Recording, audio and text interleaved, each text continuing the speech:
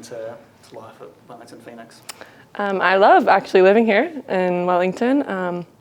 It's kind of similar. I'm from Portland, Oregon area, so besides the unpredictable, ever-changing weather, it's been really nice. And home life is great, and I'm definitely settling in within the team and friends, so it's awesome.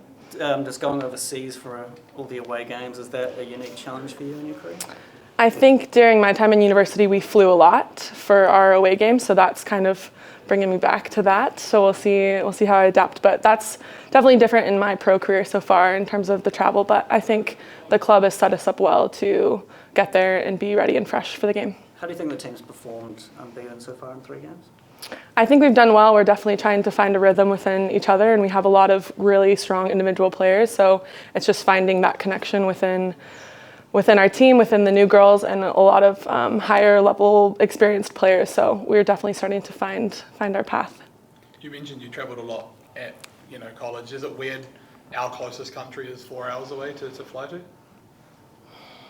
Like flying to Australia is 4 hours, and Is it weird? Yeah, given you fly internally in the States 5 hours to the same country. Yeah, I mean, it's a little weird, but to me, besides if you look out the window and see that you're over water, it's pretty similar, I'd say. And what about in terms of, you've had a lot of injuries, a lot of people, have come out of the squad, new faces come in. How tight, how connected is this group? I think it shows that everyone is kind of bought into our system and understands it. It's really dynamic, and obviously throughout a long season, people are going to be injured. So I think it's having people that maybe aren't in one round of starting 11 come in the next time, shows that we're all on the same page and everyone's ready to play their part. What about the quality of the football in terms of what you expected to what you've experienced the first few weeks?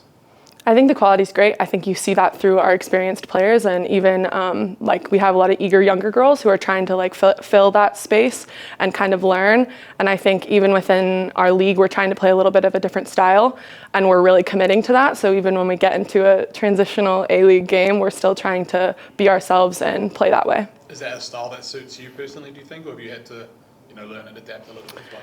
I think it's a style that I'm reverting back to. I think this league in general is a lot more physical and a lot more transitional, and maybe I saw that in my university years, but when I was in Portugal, it's very technical, a little bit slower, but I think I get to use some of the things that I'm good at here, so I really enjoy it.